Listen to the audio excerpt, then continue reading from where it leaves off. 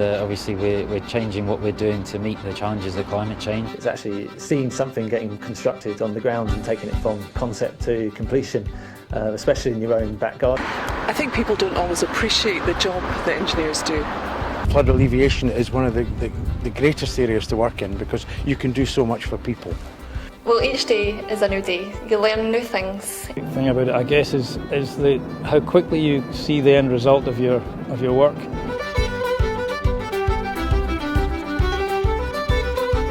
This year we have had 17 excellent and varied entries from all over Scotland.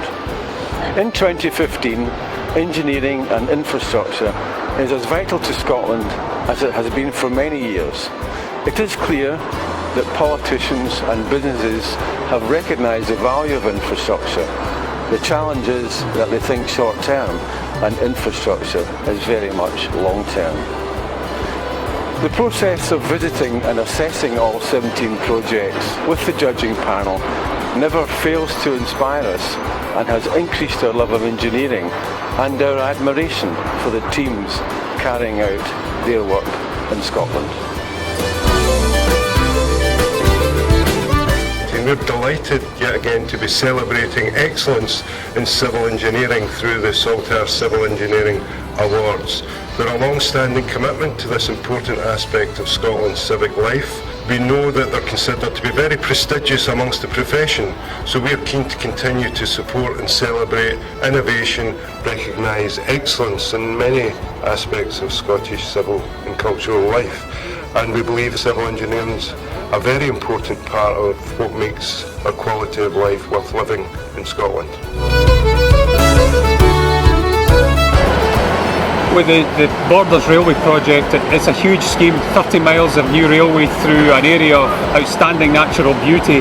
That amount of construction work is going to be a big challenge, and it was, and we delivered that on time. It's a tremendous scale as far as construction is concerned. Building a £294 million project of this scale over less than 2.5 years. It's £12 million expenditure per month with 11,000 personnel on site, so it's been huge, intense. So the project was undertaken to stabilise an existing dam at Loch Artlet. Loch Artlet is a feeder reservoir for Loch Katrine, which provides the drinking water for Glasgow. So our project required the installation of 64 400-tonne capacity anchors. Each of the anchors comprised 27 strands, drilled to a depth of 55 metres. During the project we used BIM to record all the drilling records, all our records for the anchor installation and all the testing records. Each of the anchors on the dam are identified with a barcode sticker on top. So in future years when we have to do lift-off tests on the anchors just to ensure that they're still working properly, the engineers will be able to access the anchor, read the barcode with their iPad, and that will actually allow them to access information about that particular anchor. When you're dealing with the Commonwealth Games, you've got a start date that can't move. So it doesn't matter what problems you come across, it doesn't matter what weather you have a date that cannot move. So the constraints upon us were even more so than you would come across in a normal project. And we just had to deal with that. We had to engineer our way out of all these problems because it was the very first project where we constructed a track 2 metres in the air. And how we carried that out was we constructed the track on a deck which was supported on stilts, and then above that we then constructed what you'd call a standard track and construction above that. We ranged from a sort of maximum of 25 athletes working on it at any one time. The largest loading was in the closing ceremony where we had 4,500 athletes and officials jumping up and down on top of the deck, so that was the heaviest loading that we had to take cognizance of. We are situated in the Station Master's office overlooking the concourse at Glasgow Central Station. This is Scotland's busiest station, where over the last few years Carillion have worked systematically across the platforms renewing them. We undertook a tender for Network Rail to refurbish these platforms, complete with new precast decks, to get the gradients right, the stepping distances off the train right, and make sure that the station is actually fit for the next 120 years. Just leading into the Commonwealth Games, we also undertook to do various enhancements in the station, so the entrances at Union Street and also the accesses down to platforms 16 and 17 at the low level. All these works were undertaken. Safety was paramount for the public as well as for ourselves, and at no point did we have any incidents. No trains were delayed and the timetables remained consistent throughout the period. Special significance here is we've extended the ferry pier by 33 metres, 100 feet. We did that over the winter and we managed to do the entire job without affecting the ferry service from Ullapool to Stornoway. This was a challenge that we were set by Transport Scotland. We knew if we did a traditional build with a piled and open decked option, we'd have to put a wind restriction on the berth, which would have impacted heavily on the ferry service. So we opted for a bit of blue sky thinking. It occurred to me that the only way to do this was to actually get the extension in place between ferry sailings. And I suggested this might be possible, and this was met with hoots of derision, but we were able to demonstrate that it was actually a possibility using casing technology, and a single casing, which is very unusual because they're normally inversely proportional to the number you install. So one casing is very inefficient, but we decided this was the best way to go, and we convinced everyone that it could be done. Still a few doubting Thomases, but I think they went along anyway, and so it came to pass. A £21 million infrastructure contract. We've got 1.25 million tonnes of rock extracted, which equates in around 62,000 lorry movements of stone. We actually produced 34,000 cubic metres of concrete on site. This is all actually getting sand into the site, getting cement into the site and getting aggregate into the site as well to feed that production process. We were in control of timber extraction on the site, so we have 100,000 tonnes of timber actually off the site as well, and that's under Farm's control as well. The reinstatement process involved the enhancement of the trails for the forestry users. We also, in one of the bore pits, we actually left that as a lock for local amenity for the forest users. You've got a tidy forest, you've got fully vegetated verges, a finished job, fully landscaped site, and you wouldn't really see much sign of the construction process at all at the moment. The special thing about this project was how we were able to marry the new building with the existing building, which has been here since 1842. The project was commissioned as part of the overall Egypt project of work, which is ongoing just now. The challenges here were to keep the station running with 4 million passengers a year going through. That is anticipated to rise to 10 million within 15 years. That was one of the key drivers for the project getting done. It was done offline, making sure that the live railway station wasn't interrupted during the works, and then these sections were lifted in 3-hour possessions. Overall, if we were to build it in situ, it would have resulted in a 46-hour week extension onto the programme. And when, of course, the 19th of December loomed, it was the most joyous moment of my life to see all the customers coming up from the platforms and easily navigating their way out because of the vastness, the glass walls, the fantastic signage that was in place. To me, the special thing about this scheme was we hadn't had a flood for 45 years in this area, and we got this finished just in time so that we protected over 700 properties and forests.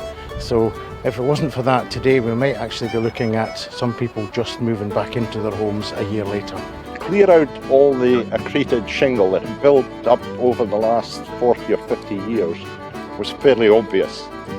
But the way they have taken the 3 bends of the river, lowered the level of the banks at the side, given the river much more room so that it can get past without coming onto the adjacent land. I didn't expect them to do that, and the effect is quite dramatic. The other huge part of the scheme is the pump station up at the top end of the flood scheme, which protects a large section of the town. I didn't expect that to happen. I hope it's never used in anger. From a point of view of sustainability on this project, we spent a lot of time looking at the design. At the present moment in time, the site has been constructed with 700 housing units on it, which housed the 6,500 athletes. But the way we've designed the site is in such a way that we can actually build another 700 housing units on the site to produce future homes for the East End of Glasgow. Recycling was very important on the village. We tried exceptionally hard to recycle all of the material possible. We managed to recycle in around about 60,000 tonnes of material. We put on our own processing plants onto site and recycled the aggregates into different grades of aggregate. We ended up with a 2-to-1 ratio of recycled aggregate to imported virgin aggregate. This was a unique challenge for Network Rail. This was the first time that we've successfully reconstructed an aqueduct across a live operational railway. The project involved, in a nutshell, damming up the Forth and Clyde Canal and demolishing a structure that was constructed in the 1840s and utilising the existing substructure to build a new superstructure on top of, and then constructing an aqueduct to allow the canal to flow again. It was unique for me and my wider project team, so it was very challenging and mouth-watering in terms of civil engineering for me.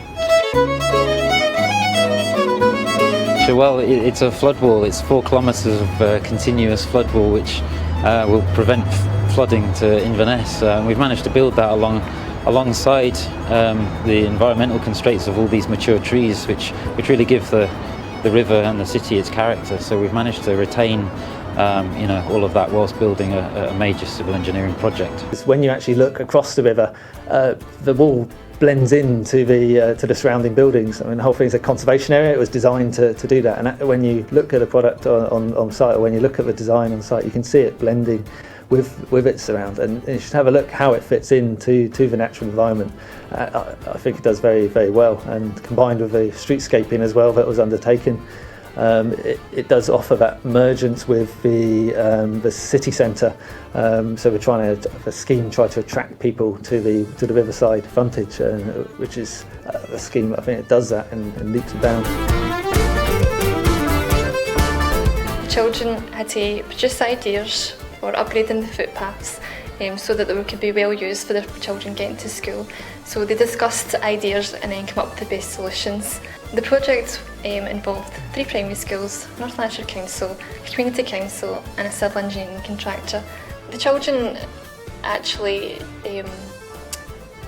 were involved from the start of the process, from the project, basically identifying all the issues that they felt were involved with the paths at the moment, and right through to the end of the project. So they were involved with the contractor throughout the full process, and they implemented their skills from school, implementing maths, using quantities and things like that to work out different parts for the project. So they were involved right through to the end of the project. So basically the children were civil engineers, so they basically got a better understanding of what civil engineering actually is. The paths are well used, look fantastic, and overall a very successful engineering project. This is the Shawfield-Dalmarnock Smart Bridge. It is the only butterfly arch bridge in Scotland, and it's called a smart bridge because it has the facilities to take different services across the Clyde. So there's the facility to take communication, cables, power, and a combined heating and cooling system. So this bridge, in addition to providing a pedestrian transport link, it's also going to form part of the national cycle route in Scotland. Further to this, which is why it is a smart bridge, it provides the opportunity that in the future then services can be brought from one side of the Clyde to the other, which will allow the expansion and improvement of this area to form the national business district, bringing the opportunity for further economic growth into the area. The project was built over 2 years. Construction commenced in May 2012 and ran to November of 2014. It involved collaboration between Fife Council and Volker Steven in a design and build contract. The aim of the project was to enhance the town frontage of Kirkcaldy, which had suffered from periodic flooding. The seawall before was in a dilapidated state. It was prone to overtopping, particularly during easterly storms. It's wonderful now to see people enjoying the seafront, and we've provided a structure which allows access for all onto the seafront.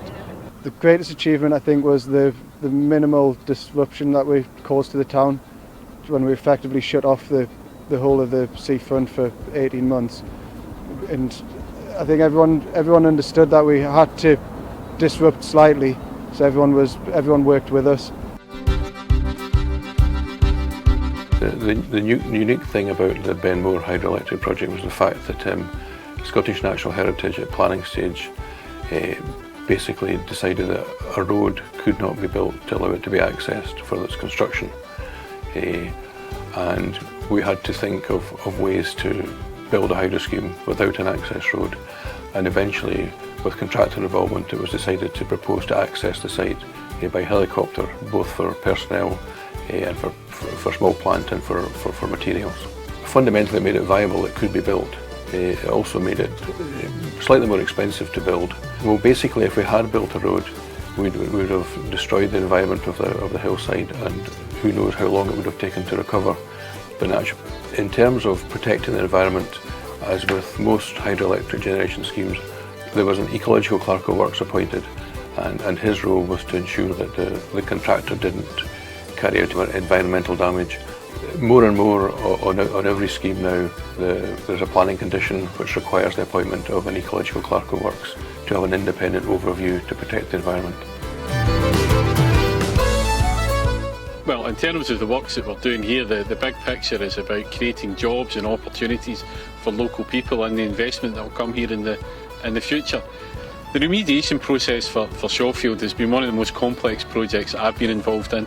Here we're using new techniques, injecting chemicals into the ground to neutralise the contamination. Calcium polysulfide into chromium hotspots around the site, and that allowed us to then create development platforms for new buildings. Without injecting that into the ground, there'd be a likelihood that contaminants would get into the Clyde.